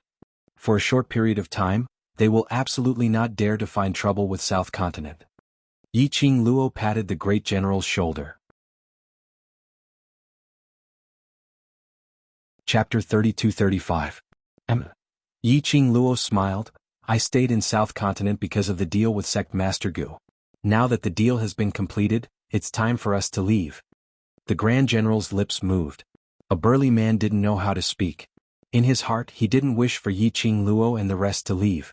But Yiqing Luo's words were indeed reasonable. After some time he pursed his lips. When does Imperial Madam intend to leave? Should be latest by tomorrow. Yiqing Luo's smile grew, giving off an unfathomable feeling. Not knowing why, the Grand General felt that Yiqing Luo's words contained some sort of message. That unfathomable tone. As though everything was within her grasp. Imperial Madam, may I explain this matter to Sect Master Gu? The Grand General cupped his fists and inquired respectfully. Imperial Madam is the savior of South Continent. Sect Master Gu must want to send Imperial Madam off personally. Yiqing Luo nodded. We are leaving. Naturally we should inform the Master of South Continent. Night. Yiqing Luo and the rest under the Grand General's lead, arrived at the Royal Palace in South Continent. In the reception hall, there were many exquisite delicacies. But, although it was exquisite, but because South Continent had yet to regain its original richness, the ingredients were actually very simple. But one could tell. Gu Ming had put in a lot of effort. Gu Ming had already heard about Yiqing Luo and the rest leaving. He didn't stop Yiqing Luo and the rest from leaving, but respectfully and gratefully thanked everyone and stood up, toasting everyone a cup of wine. Gu Ming tactfully struck up a conversation with the Grand General from time to time. This parting banquet was rather comfortable. But Just as the banquet was about to end, a guard hurried over and whispered something into Gu Ming's ear. Gu Ming's expression instantly darkened. Yiqing Luo acutely sensed that Gu Ming's gaze was on her, taking a look. Yiqing Luo raised her brows. In her heart she was clear what had happened. Moments later, Gu Ming waved the guard away, looking at Yiqing Luo awkwardly. "Imperial Madam? I have something I want to discuss with you." Yiqing Luo put down the wine glass in her hand, her long and narrow eyes raised upwards. That smile, which didn't look like a smile, was even more mysterious and unfathomable. Even Gu Ming, who had been in a high position for a long time, could not help but feel pressured. "Let me guess." Yiqing Luo opened her mouth with a light smile, her voice was clear and calm. "Could it be that monarch from East Continent has come to visit?" Gu Ming was surprised. "Madam, did you hear it?" Yiqing Luo smiled sweetly and shook her head. "I guessed." Gu Ming's heart was filled with even more admiration towards Yiqing Luo. Since Yiqing Luo had already guessed it, he didn't mince his words. "It's indeed the East Tide monarch who paid a visit, I'm afraid. He's here to seek your help regarding the East Tide continent, if you're not willing to meet him." "Why not?" Yiqing Luo smiled as her brows rose. "We originally intended to head towards the East Continent. Since the East Continent monarch is here, I'd like to ask the East Continent monarch to take care of us in the East Continent." When Gu Ming heard that, he didn't think too much about what Yiqing Luo's pleasant words meant. He was afraid that Yiqing Luo would refuse to meet the East Tide monarch because of her relationship with Jade Dome sect master. In this way he was stuck in the middle, not knowing what to do. Chapter 32-36. But what Gu Ming didn't expect was, it wasn't only East Wave Monarch who came. Jade Sky sect master Hao Nanren. Hao Nanren's face darkened and that plump face was filled with unwillingness. East Wave Monarch was walking in front with a friendly smile as he walked in quickly and cupped his fists towards Gu Ming intimately. "Brother Gu, long time no see. Congratulations Brother Gu for protecting the South Wave continent." Gu Ming's gaze was fixed on Hao Nanren, who was standing behind East Wave Monarch with an unfriendly expression as his lips twitched stiffly. "Protecting the South Wave continent is not my credit. I know." In this hall filled with servants, East Wave Monarch didn't address himself as Emperor, as he placed his status very low. "Miss Yi and the World Mercenary Group." He accurately cupped his fists towards Yiqing Luo's direction. His vision, when it met Yiqing Luo's side, on that indolent, peerless man, his expression congealed instantly. Following that, it was a subconscious action. East Wave Monarch knelt down. This action startled Hao Nanren, who had a sullen expression on his face. He looked towards the direction where East Wave Monarch knelt down. His vision was fixed on Yiqing Luo. By right, with DMO Shen's existence, basically no one would be able to ignore him. But unfortunately, Hao Nanren had suffered the first humiliation in his life in Yiqing Luo's hands. Towards Yiqing Luo he hated her to the extreme. Especially today he was forcefully dragged by East Wave Monarch to apologize to her. Hao Nanren's heart was originally filled with rebellion and unwillingness. Now that he saw Yiqing Luo's face, and because East Wave Monarch didn't care about his face and lowered himself to kneel down, it made the dissatisfaction in his heart completely burst out. "Monarch, why are you kneeling down to that slut? Didn't I say that it was Sect Master Gu's credit to chase those people from secluded palace out of South Wave continent? What has it got to do with that slut? She's just a young lady, how can she overturn the heavens? Don't try any doctor in a desperate situation. Don't forget your identity. You represent the entire East Wave continent." Hao Nanren's words were filled with sincerity. Then he looked at the East Wave Sovereign with an extremely disappointed expression. His words nearly caused the East Wave Sovereign to faint. He knelt on the ground and did not dare to raise his head. He tugged at Hao Nanren's sleeve and shouted in a low voice, "Shut up and kneel down." "Monarch." Hao Nanren was enraged as well. "Do you want to bring shame to the entire East continent? Sect Master of the Jade Dome sect." Gu Ming, who was sitting on the high seat, couldn't bear listening to these words. "If you continue to speak rudely, my South Tide continent will not welcome you." Hao Nanren's face was gloomy, and a gust of cold wind shot out from his eyes that were almost invisible on his chubby face. If the East Wave Sovereign hadn't forced him to come to the South Wave continent, did Gu Ming really think that he wanted to come? So what if the Southern Waves continent was taken back from the hands of the Netherworld Palace? He had experienced a war. The South Tide continent was no longer the same as before. he was the East Wave sovereign. He would definitely lead his army to occupy the South Wave continent without a second word. In Hao Nanren's eyes, the current South Billow continent was not even worth mentioning. The East Wave sovereign actually had to lower himself? How could he put his own status so low? Chapter 32-37. Hao Nanren's words were indeed arrogant. The East Wave sovereign, who was kneeling on the ground, broke out in cold sweat. The East Wave sovereign was well aware of Hao Nanren's temperament. Because of this, the last time when Hao Nanren wanted to personally discuss the deal with Yiqing Luo, she specially promised Hao Nanren half of the benefits of the kingdom. But unexpectedly, however, Hao Nanren still returned empty-handed. Although from Hao Nanren's mouth, he had pushed all the blame onto Yiqing Luo. However, the East Wave sovereign was no fool. He was well aware of Hao Nanren's temperament. He also knew that it was Hao Nanren's fault that the two sides didn't come to an agreement last time. Later on, the South Wave's continent was attacked by the Dark Nether Palace. East Wave monarch was more or less interested to test if Yiqing Luo and the others were really able to deal with the Palace of Gloomy Darkness and defend the South Wave continent. Then, after the war on the South Billow continent ended, without stopping, he rushed over with Hao Nanren. In East Wave's monarch's heart, Yiqing Luo and the others' abilities were obvious to all. However, Hao Nanren couldn't see the situation clearly and was still putting on airs. East Wave monarch was so infuriated that he couldn't wait to strangle Hao Nanren. He retrieved the Azure Dragon Pearl from his body and presented it to Yiqing Luo with both hands. The East Wave sovereign racked his brains to think of a way to explain Hao Nanren's arrogant words. Gu Ming, who was sitting on the high seat, had already heavily slammed the table and sneered, Good. Since that's what the sect leader of the Jade Dome sect thinks of me, then I'll wait for the good news here. This sect master wants to see just how you are going to take down the South Billow continent. Make the South Tide continent your world. Gu Ming spat out each word through gritted teeth. This wasn't because he was relying on the presence of Dmo Xian and Yiqing Luo, hence he dared to say these words. This was the courage of their South Tide continent. Just because the South Billow continent was damaged, it didn't mean that it could be bullied by other continents. If the South Billow continent could really be so easily humiliated by others, the South Billow continent wouldn't have lasted until now. If Hao Nan really wanted to fight this battle, Gu Ming will accompany you to the end. Hao Nanren originally thought that his words would definitely scare Gu Ming so much that his face would turn pale and he would soften his tone and beg for mercy.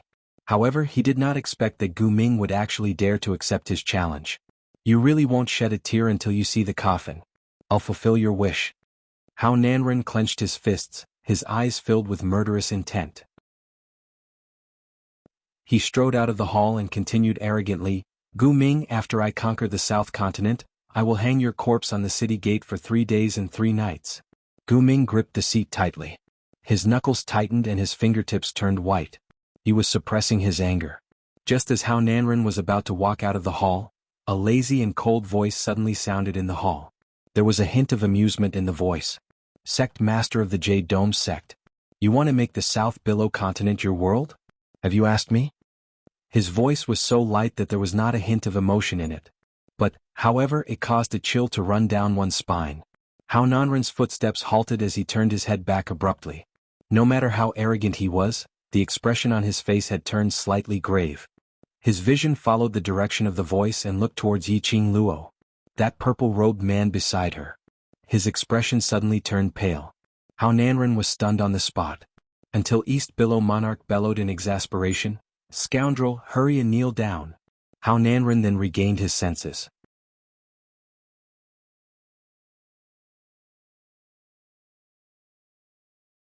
Yiqing Luo's face didn't reveal any trace of disgust as she continued smiling at the apprehensive East Wave's monarch. East Wave's monarch's heart is for the common people, I understand. The East Wave sovereign shuddered. After helping the East Wave sovereign up, Yiqing Luo's vision fell onto Hao Nanren. Does Jade Dome sect's sovereign know the reason why the East Wave sovereign specially came to the South Wave's continent to look for me? Hao Nanren's voice trembled as he replied hesitantly, yes, it's because the forces of the secluded Darkness Palace have already invaded East Wave's continent. Chapter 32-39. Say consequences. Hao Nanren repeated these 2 words with a trembling voice. I believe that secluded Darkness Palace hopes to see the two continents fighting against each other. Hearing Hao Nanren's obvious tone of not knowing what he did wrong, Yiqing Luo's voice turned chilly. Jade Dome sect master has ever thought that after your two sects kill each other and suffer heavy losses, secluded Darkness Palace will reap the benefits? What will happen to the commoners of East Tide Continent?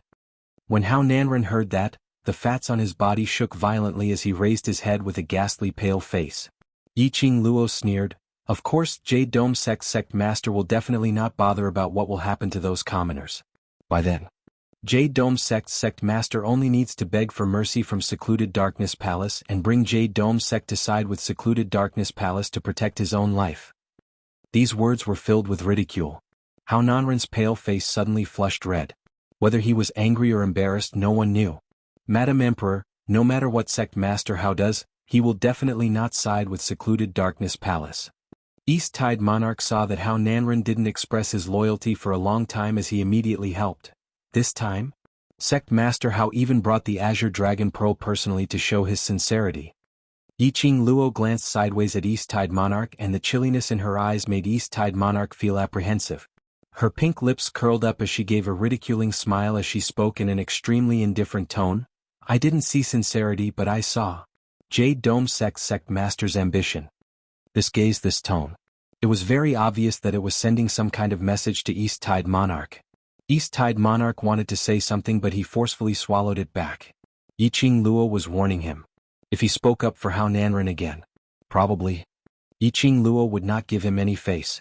She might even classify him and Hao Nanren as the same kind of people. East Tide Monarch personally paid a visit to seek help from Yiqing Luo was naturally because of his utmost trust towards Yiqing Luo's ability. As for Hao Nanren, he only had a bargaining chip which he could use to persuade Yiqing Luo. East Tide Monarch naturally wouldn't take the risk of offending Yiqing Luo to speak up for Hao Nanren. The East Wave Sovereign was no longer there to smooth things over. Kneeling on the ground, Hao Nanren's entire body trembled as his smile widened. Empress, this time I really came with sincerity. This is the Green Dragon Pearl." With the reminder from the East Wave Sovereign, Lin Feng was no longer able to control himself. Hao Nanren quickly took out the Azure Dragon Pearl and held it above his head. This is the Azure Dragon Pearl that the Jade Dome sect has been guarding for generations. I present this Azure Dragon Pearl to Lady Emperor on behalf of the Jade Dome sect. Please accept it. However, in Hao Nanren's imagination, the scene of him taking out the Azure Dragon Pearl and Yiqing Luo beaming with joy didn't appear at all. Just like that, he maintained the posture of holding the Azure Dragon Pearl up high for about the time it took for half an incense stick to burn. His hands were a little numb from holding them up. Hao Nanren was annoyed and embarrassed. Suppressing the unhappiness in his heart, he slowly raised his head and secretly looked at Yiqing Luo. The girl was leaning lazily in Dizun's arms. Her long and narrow eyes seemed to be outlining the most dazzling colors in the world. The expression on the girl's face was indifferent and lazy. She didn't even take a glance at the Azure Dragon Pearl in his hands from the corner of her eyes. He had been yearning for it, treating it as a family heirloom which could save his life. But in Yiqing Luo's eyes, it seemed to be a piece of abandoned stone. Hao Nanren's heart, which was filled with hope, started to sink down bit by bit.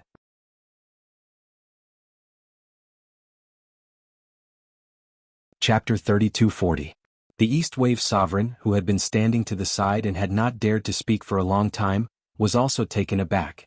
Didn't Imperial Madam want the Azure Dragon Pearl? Why?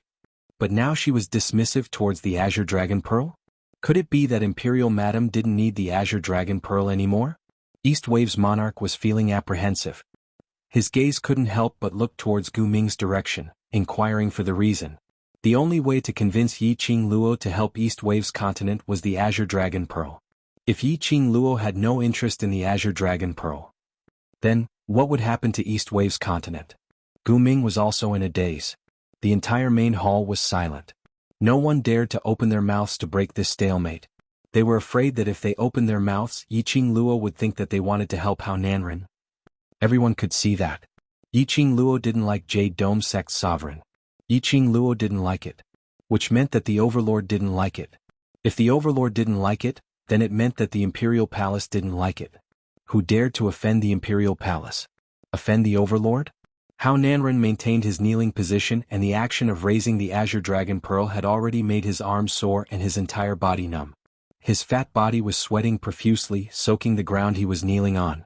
Beads of sweat dripped down drop by drop. He had never suffered such grievance before. Towards Yiqing Luo, Hao Nanren had always looked down on her from the bottom of his heart. His respect, his willingness to kneel down, was all because of the overlord. But Yiqing Luo was merely using her looks, relying on the fact that she had the backing of the overlord, which was why she dared to be arrogant in front of him. Did Yiqing Luo really think that defending South Wave's continent was her credit? The disdain in his heart. Under Yiqing Luo's ridiculing gaze, it swiftly took root in his heart. He was extremely furious as the palm which was holding the azure dragon pearl clenched tightly. He straightened his body and raised his head. This extremely unyielding action looked extremely comical in Hao Nanren's eyes. He had knelt for too long, raised it for too long.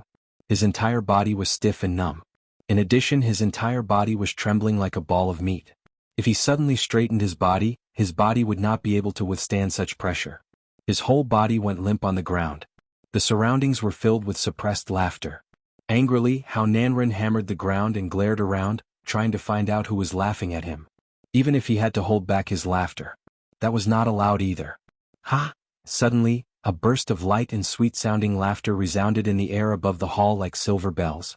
That laughter was like pearls falling onto a plate, extremely clear and melodious. I didn't expect the sect master of the Jade Dome sect to like sticking his face to the ground so much. The laughter continued, full of mockery. In that case, I'll be merciful and allow you to lie there before the banquet ends. These words. In the end, the soldiers sitting below could not help but laugh out loud. Even the well-trained servants who were serving him by the side laughed out loud. Hao Nanren's face was burning hot, and the suppressed anger in his heart gushed out in shame and embarrassment. He hammered the ground fiercely as he struggled to climb up from the ground and stared furiously at Yiqing Luo. Are you kidding me? You never thought of helping the East Wave continent, you did it on purpose. He hissed angrily as the fats on his body kept on vibrating along with his emotions. Hao Nanren's eyes seemed as though it was spitting fire as the fury scorched his heart. Yiqing Luo, don't think that just because you have the support of the overlord, you can do whatever you want. Suddenly, a deep voice rang.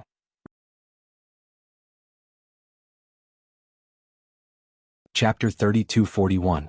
Just as Hao Nanren finished his sentence, a voice suddenly rang out. Following that was a deep voice, Jade Dome sect master. That voice was low and deep without any fluctuation of emotions. But it made the entire main hall quiet and down. Everyone's breathing became careful, not daring to make any sound. Hao Nanren's anger was also poured into his heart by this voice. He stood there in a daze as his pair of slits-like eyes kept widening. This lord's woman naturally has the right to do whatever she wants. The man's features were calm and expressionless. His gaze was deep as he looked at Hao Nanren indifferently. Does Jade Dome sect master have any objections? Saying that, his thin lips pursed slightly as his deep gaze was cold and indifferent. Everyone felt that the air in the main hall was so cold that it made them shiver. This aura, which was like an endless abyss, pressed down on Hao Nanren. Hao Nanren only felt an uncontrollable fear rising from the depths of his soul. His legs turned into jelly as he slumped onto the ground without any face. Objections? What objections did he dare to have? He was only unresigned. His disheveled state had become a joke in everyone's eyes. However, that young lady who agitated him, who made him so angry that he lost his rationality, still had a radiant smile on her face, like a beautiful flower blooming. As though she felt that she hadn't sprinkled enough salt on Hao Nanren. Yiqing Luo's petite body fell into Diamo Xian's arms as she opened her arms, hugging onto Diamo Xian's lean waist. Following that, she gave an evil smile. That's right, I'm just relying on my Xian's support to do whatever I want. What can you do to me? These were provocative words. It made Hao Nanren's eyes turn red. In Hao Nanren's eyes, Yiqing Luo's daring act of throwing herself into his arms was called shameless. Yiqing Luo seemed to see through his anger as she suddenly hooked onto Diamo Xian's neck and planted a kiss on his face. Following that, she looked at Hao Nanren with a smile. I like it when you're annoyed by me, but you can't do anything to me. A mouthful of blood spurted out of Hao Nanren's mouth due to his anger. In the blood there were pieces of red meat. That was their flesh and blood. Obviously Hao Nanren was furious. Faction leader Hao, the East Water continent is about to face a calamity. This is not the time for you to act on impulse. Don't forget the reason why you followed us to the South Tide continent. The monarch of the East Tide saw that Hao Nanren was still stubbornly refusing to come to his senses. Hao Nanren put his hand on his chest and gasped for breath. His voice was weak and trembling. How did I act on impulse? She wanted the Azure Dragon Pearl.